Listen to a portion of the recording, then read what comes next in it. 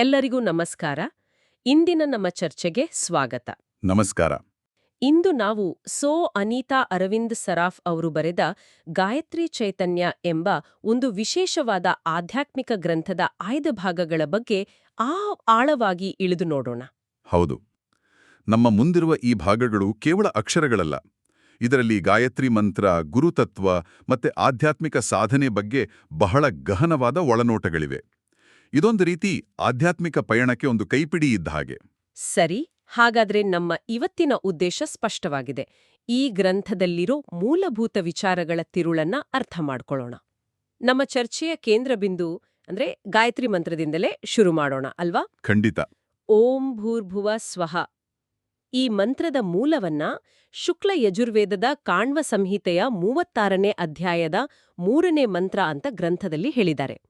ಅಂದ್ರೆ ಇದು ಕೇವಲ ಒಂದು ಜನಪ್ರಿಯ ಶ್ಲೋಕವಲ್ಲ, ಇದರ ಬೇರುಗಳು ವೇದಗಳಲ್ಲೇ ಇದೆ. ನಿಜ.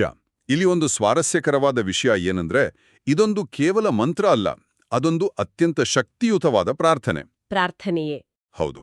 ಇದರ ಅರ್ಥವನ್ನ ಗಮನಿಸಿದ್ರೆ, ಯಾರು ಎಲ್ಲರಿಗೂ ಪಾಲಕ, ರಕ್ಷಕ, ನ್ಯಾಯಾಧೀಶ, ಕರುಣಾಮಯ್ಯೋ ಆ ಪರಬ್ರಹ್ಮನನ್ನು ನಮ್ಮ ಅಂತರಂಗದಲ್ಲಿ ಧಾರಣೆ ಮಾಡೋಣ, ನಮ್ಮ ಬುದ್ಧಿ ಮತ್ತು ಕರ್ಮಗಳನ್ನು ಆ ಪರಮೇಶ್ವರನೇ ಪ್ರೋತ್ಸಾಹಿಸಲಿ ಅಂತ ಬೇಡ್ಕೊಳ್ಳೋದು. ಇದು ಕೇವಲ ಪಠಣ ಅಲ್ಲ, ಬದಲಿಗೆ ಆ ದೈವಿಕ ಶಕ್ತಿಯೊಂದಿಗೆ ಒಂದು ನೇರ ಸಂಭಾಷಣೆ ನಡೆಸೋ ಪ್ರಯತ್ನ ಇದ್ದಾಗೆ. ನಿಖರವಾಗಿ. ಈ ಮಂತ್ರದ ಅರ್ಥವೇ ಇಷ್ಟು ಗಹನವಾಗಿದೆ. ಆದ್ರೆ ಒಬ್ಬ ಸಾಮಾನ್ಯ ಸಾಧಕ ಪ್ರತಿದಿನ ಪಠಿಸುವಾಗ ಇಷ್ಟೆಲ್ಲ ಅರ್ಥವನ್ನ ಮನಸ್ಸಲ್ಲಿಟ್ಕೊಳ್ಳೋದು ಸಾಧ್ಯನಾ? ಅಥವಾ ಕೇವಲ ಶ್ರದ್ಧೆಯಿಂದ ಹೇಳಿದ್ರೂ ಫಲ ಸಿಗುತ್ತಾ? ತುಂಬಾ ಒಳ್ಳೆ ಪ್ರಶ್ನೆ. ಆರಂಭದಲ್ಲಿ ಶ್ರದ್ಧೆಯಿಂದ ಪಠಿಸುವುದೇ ಮುಖ್ಯ. ಕ್ರಮೇಣ ಅದರ ಅರ್ಥ ತಾನಾಗಿಯೇ ಅರಿವಿಗೆ ಬರಲು ಶುರುವಾಗುತ್ತೆ. ಈ ಗ್ರಂಥದಲ್ಲಿ ಒಂದು ಸುಂದರವಾದ ಹೋಲಿಕೆ ಇದೆ. ಓ ಹೌದಾ? ಹೌದು. ಸಂಪೂರ್ಣ ವೇದಗಳ ಜ್ಞಾನವೇ ಒಂದು ದೊಡ್ಡ ದೇವಸ್ಥಾನ ಅಂದ್ಕೊಂಡ್ರೆ, ಈ ಗಾಯತ್ರಿ ಮಂತ್ರ ಇದೆಯಲ್ಲ, ಅದು ಆ ದೇವಸ್ಥಾನದ ಶಿಖರದ ಮೇಲಿರೋ ಕಳಶ ಇದ್ದ ಹಾಗೆ. ಅಂದ್ರೆ ವೇದಗಳ ಸಾರವೆಲ್ಲವೂ ಈ ಒಂದೇ ಮಂತ್ರದಲ್ಲಿ ಅಡಗಿದೆ ಅಂತ. ವೇದಗಳೆಂಬ ದೇವಾಲಯಕ್ಕೆ ಗಾಯತ್ರಿ ಮಂತ್ರವೇ ಕಲಶ. ಅದ್ಭುತವಾದ ಕಲ್ಪನೆ. ಇದು ಮಂತ್ರದ ಮಹತ್ವವನ್ನ ಎಷ್ಟು ಸ್ಪಷ್ಟವಾಗಿ ಹೇಳತ್ತೆ ಅಲ್ವಾ? ಹೌದು. ಅಷ್ಟೇ ಅಲ್ಲ, ಲೇಖಕರು ಇನ್ನೂ ಒಂದು ಹೆಜ್ಜೆ ಮುಂದೆ ಹೋಗ್ತಾರೆ. ಹೇಗೆ? ಗಾಯತ್ರಿ ಮಂತ್ರದಲ್ಲಿ ಪೂಜಿಸಲ್ಪಡುವ ಆ ಪರಬ್ರಹ್ಮ, ಪರಮಾತ್ಮ ಅಥವಾ ಸವಿತೃ ಅಂತೀವಲ್ಲ, ಅವರೇ ತಮ್ಮ ಸದ್ಗುರುಗಳು ಅಂತ ಹೇಳ್ತಾರೆ. ಓ! ಇದು ಮಂತ್ರ ಮತ್ತೆ ಗುರು ಇವೆರಡರ ನಡುವೆ ಇರೋ ಬೇರ್ಪಡಿಸಲಾಗದ ಸಂಬಂಧವನ್ನು ತೋರಿಸುತ್ತೆ. ಮಂತ್ರವೇ ಗುರು, ಗುರುವೇ ಮಂತ್ರ ಅನ್ನೋ ತತ್ವ ಇಲ್ಲಿ ವ್ಯಕ್ತವಾಗುತ್ತೆ. ಇಲ್ಲಿಂದ ವಿಷಯ ಇನ್ನಷ್ಟು ಆಳವಾಗತ್ತೆ. ಮಂತ್ರವೇ ಗುರು ಅನ್ನೋ ವಿಚಾರ ಇದು ನಮ್ಮನ್ನ ಈ ಗ್ರಂಥದ ಪ್ರಮುಖ ವಿಷಯವಾದ ಗುರು ಪರಿಕಲ್ಪನೆಗೆ ಕರೆತರುತ್ತೆ. ಸಾಮಾನ್ಯವಾಗಿ ಗುರು ಅಂದ್ರೆ ಒಬ್ಬ ವ್ಯಕ್ತಿ ಅಂತ ನಾವು ಅನ್ಕೋತೀವಿ. ಆದ್ರೆ ಇಲ್ಲಿ ಅದಕ್ಕಿಂತ ದೊಡ್ಡದಾದ ಒಂದು ಪರಂಪರೆ ಬಗ್ಗೆ ಮಾತಾಡ್ತಿದ್ದಾರೆ. ಖಂಡಿತ. ಈ ಗ್ರಂಥದಲ್ಲಿ ಗುರುಗಳ ಒಂದು ಶ್ರೇಣಿಯನ್ನೇ ಕೊಟ್ಟಿದ್ದಾರೆ. ಇದನ್ನೊಂದು ರೀತಿ ಜ್ಞಾನದ ವಂಶವೃಕ್ಷ ಅನ್ಬೋದು. ಮೊದಲು ಮಂತ್ರ ದೀಕ್ಷೆ ನೀಡಿದ ಗುರು ಶ್ರೀ ವಲ್ಲಭ ಚೈತನ್ಯ ಮಹಾರಾಜರು. ಅವರಿಗಿಂತ ಮುಂದೆ ಪೂರ್ವಗುರು ಕಾಶಿಯ ಶ್ರೀ ಬಸವರಾಜೇಂದ್ರ ಗುರುಗಳು. ಸರಿ. ಅದಕ್ಕೂ ಹಿಂದೆ ಪರಮಗುರು ಹಳೆ ಹುಬ್ಬಳ್ಳಿಯ ಶ್ರೀ ಕೃಷ್ಣೇಂದ್ರ ಗುರುಗಳು ಅಥವಾ ಕಾಶಿಯ ಮಹಾತಾತ್ವ ತೈಲಂಗಧಾರ ಸ್ವಾಮಿಗಳು. ಒಂದು ನಿಮಿಷ, ಇಲ್ಲಿ ಇಬ್ರು ಪರಮಗುರುಗಳ ಹೆಸರಿದೆ ಅಂದ್ರೆ ಇದು ಎರಡು ಬೇರೆ ಬೇರೆ ಶಾಖೆಗಳ? ಅಲ್ಲ, ಅದಕ್ಕಿಂತಲೂ ಸ್ವಾರಸ್ಯಕರವಾದ ಅಂಶ ಇಲ್ಲಿದೆ. ಎಲ್ಲ ಗುರುಗಳು ಬೇರೆ ಬೇರೆ ರೂಪ, ನಾಮ ಮತ್ತು ಕಾಲಗಳಲ್ಲಿ ಇದ್ರೂ ಕೂಡ ಅವರೆಲ್ಲರೂ ಮೂಲತಃ ಒಂದೇ ಅಂತನಾ? ಹೌದು, ನಿಖರವಾಗಿ. ಅವರೆಲ್ಲರೂ ಮೂಲತಃ ಒಂದೇ ದಿವ್ಯಾತ್ಮ ಅಂತ ಗ್ರಂಥದಲ್ಲಿ ಸ್ಪಷ್ಟವಾಗಿ ಹೇಳಲಾಗಿದೆ. ಅಂದ್ರೆ ಗುರು ಅನ್ನೋದು ಒಂದು ಶರೀರವಲ್ಲ, ಅದು ಶತಮಾನಗಳ ಮೂಲಕ ಹರಿದು ಬರುವ ಒಂದು ಜ್ಞಾನದ ಗಂಗೆ. ಅಂದ್ರೆ ಒಂದು ದೀಪದಿಂದ ಇನ್ನೊಂದು ದೀಪವನ್ನ ಹಚ್ಚಿದ ಹಾಗೆ ಆ ಜ್ಞಾನದ ಜ್ಯೋತಿ ಒಬ್ಬರಿಂದೊಬ್ಬರಿಗೆ ವರ್ಗಾವಣೆಯಾಗ್ತಾ ಬಂದಿದೆ. ನಿಖರವಾಗಿ. ಆ ಪರಂಪರೆ ಅಲ್ಲಿಗೆ ನಿಲ್ಲಲ್ಲ. ಆದಿಗುರು ಅಂದ್ರೆ ಸಂಪ್ರದಾಯದ ಪ್ರವರ್ತಕರಾದ ಶ್ರೀಮದ್ ಆದಿಶಂಕರಾಚಾರ್ಯರು. ನಂತರ ಮಂತ್ರದೃಷ್ಟಾರ ಋಷಿ ಅಂದ್ರೆ ಈ ಮಂತ್ರದ ಹಿಂದಿನ ತತ್ವಜ್ಞಾನವನ್ನ ಜಗತ್ತಿಗೆ ನೀಡಿದ ವಿಶ್ವಾಮಿತ್ರ ಋಷಿ. ಸರಿ. ಮತ್ತು ಎಲ್ಲದಕ್ಕೂ ಮೂಲಗುರು ಸರ್ವಜ್ಞಾನದ ಸಾಗರವಾದ ಸಾಕ್ಷಾತ್ ಸದಾಶಿವ. ಜ್ಞಾನಮಿಚ್ಛೇತ್ ಸದಾಶಿವಾತ್ ಅಂತಾರಲ್ಲ ಹಾಗೆ.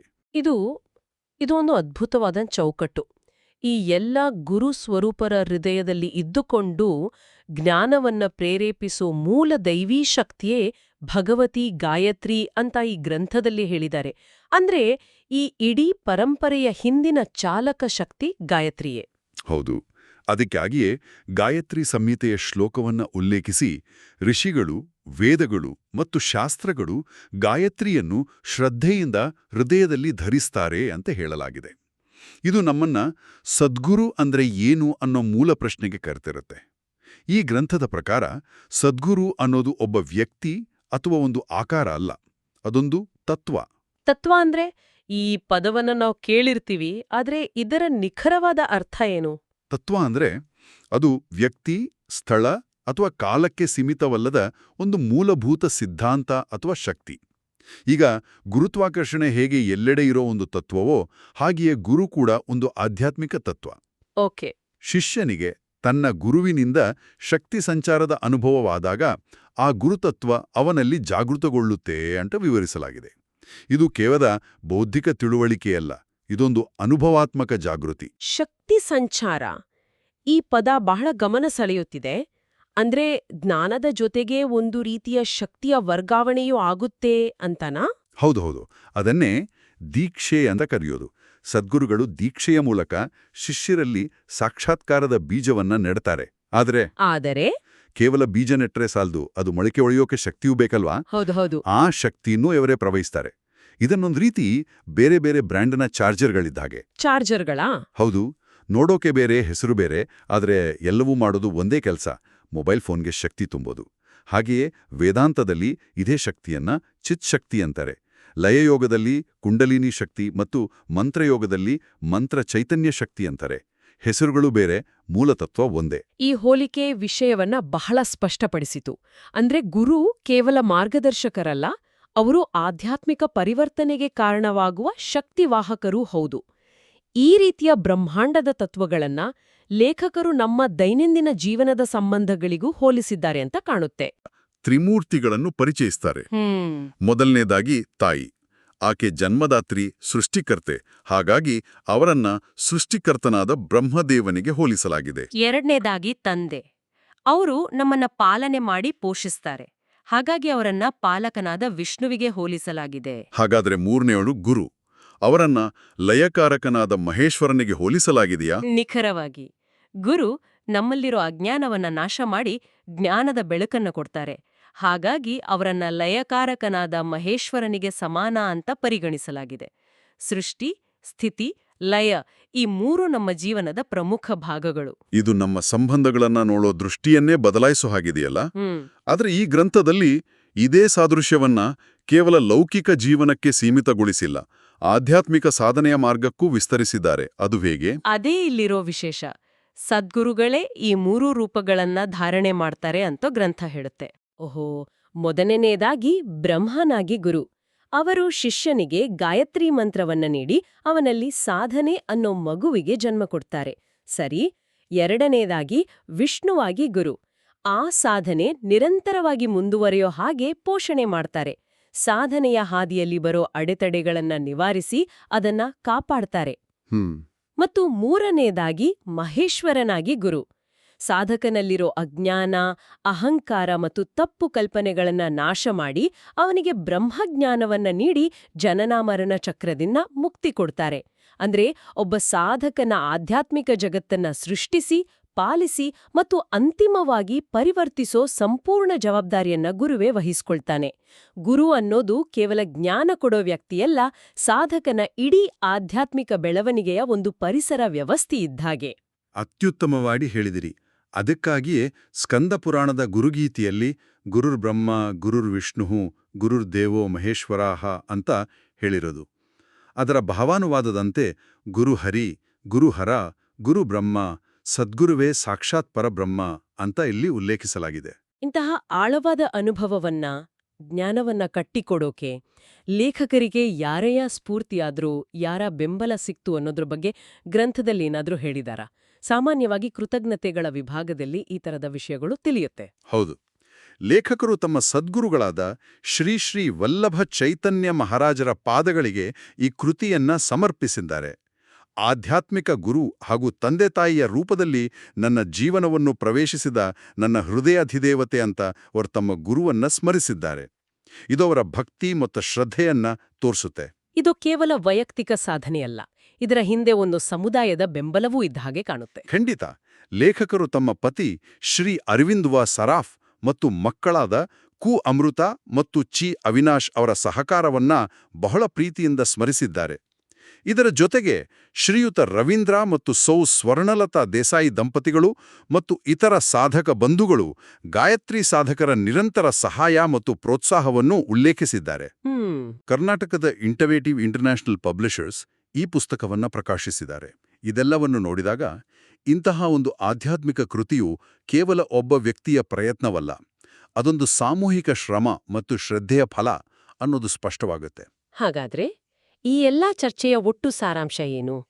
ಗಾಯತ್ರಿ ಮಂತ್ರ ಅನ್ನೋದು ವೈದಿಕ ಜ್ಞಾನವೆಂಬ ದೇವಾಲಯದ ಕಳಶ. ಗುರು ಎನ್ನುವುದು ಕೇವಲ ಒಬ್ಬ ವ್ಯಕ್ತಿಯಲ್ಲ, ಅದೊಂದು ನಿರಂತರವಾಗಿ ಪ್ರವಹಿಸೋ ಜ್ಞಾನದ ತತ್ವ. ಸರಿ. ಮತ್ತು ಬ್ರಹ್ಮಾಂಡದ ದೈವಿಕ ಶಕ್ತಿಗಳಾದ ಸೃಷ್ಟಿ, ಸ್ಥಿತಿ ಮತ್ತು ಲಯವನ್ನ ನಮ್ಮ ವೈಯಕ್ತಿಕ ಜೀವನ ಮತ್ತು ಆಧ್ಯಾತ್ಮಿಕ ಸಾಧನೆಯಲ್ಲಿ ಗುರುಗಳ ಮೂಲಕವೇ ಕಾಣಬಹುದು ಅನ್ನೋ ಒಳನೋಟಗಳು ನಮ್ಗೆ ಸಿಕ್ಕಿವೆ. ಅತ್ಯುತ್ತಮ ಸಾರಾಂಶ. ಅಂತಿಮವಾಗಿ ಹೇಳೋದಾದ್ರೆ, ಈ ಗ್ರಂಥದ ಪ್ರಕಾರ ಆಧ್ಯಾತ್ಮಿಕ ಸಾಕ್ಷಾತ್ಕಾರ ಅನ್ನೋದು ಏಕಾಂಗಿ ಪಯಣ ಅಲ್ಲವೇ ಅಲ್ಲ. ಹೌದು. ಅದು ಗುರು ಪರಂಪರೆಯ ಮಾರ್ಗದರ್ಶನ, ದೀಕ್ಷೆಯ ಮೂಲಕ ಶಕ್ತಿಯ ವರ್ಗಾವಣೆ ಮತ್ತು ನಮ್ಮ ಸುತ್ತಲಿನ ಕುಟುಂಬ ಹಾಗೂ ಸಹಸಾಧಕರ ಬೆಂಬಲದಿಂದ ಸಾಧ್ಯವಾಗುವ ಒಂದು ಸಮಗ್ರ ಪ್ರಯಾಣ. ಜ್ಞಾನ, ಶಕ್ತಿ ಮತ್ತು ಸಮುದಾಯ ಇವು ಮೂರೂ ಒಟ್ಟಿಗೆ ಸೇರಿದಾಗ ಸಾಧನೆ ಪರಿಪೂರ್ಣವಾಗುತ್ತೆ. ಈ ಇಡೀ ಚರ್ಚೆಯು ನನ್ನಲ್ಲಿ ಒಂದು ಅಂತಿಮ ಪ್ರಶ್ನೆಯನ್ನು ಮೂಡಿಸುತ್ತಿದೆ. ಈ ಗ್ರಂಥವು ಸದ್ಗುರುವನ್ನು ಒಬ್ಬ ವ್ಯಕ್ತಿಯಾಗಿ ನೋಡದೆ ಒಂದು ತತ್ವ ಅಂತ ವ್ಯಾಖ್ಯಾನಿಸುತ್ತೆ. ಶಿಷ್ಯ ಸಿದ್ಧನಾದಾಗ ಜಾಗೃತಗೊಳ್ಳುವ ತತ್ವ ಅದು. ಇದು ಕೇಳುಗರು ಚಿಂತಿಸಲು ಒಂದು ಆಳವಾದ ಪ್ರಶ್ನೆಯನ್ನು ಹುಟ್ಟುಹಾಕುತ್ತೆ. ಭೌತಿಕ ಗುರುವಿನ ಆಚೆಗೆ ನಮ್ಮ ದೈನಂದಿನ ಜೀವನದಲ್ಲಿ ಅಜ್ಞಾನವನ್ನು ನಾಶ ಮಾಡಿ ಸತ್ಯದ ಅರಿವನ್ನು ಮೂಡಿಸುವ ಈ ಗುರುತತ್ವ ಬೇರೆ ಯಾವ ರೂಪದಲ್ಲಿರಬಹುದು? ಒಂದು ಪುಸ್ತಕ, ಒಂದು ಅನುಭವ ಅಥವಾ ಪ್ರಕೃತಿಯ ಒಂದು ದೃಶ್ಯವು ನಮ್ಮ ಗುರುವಾಗಬಹುದೇ?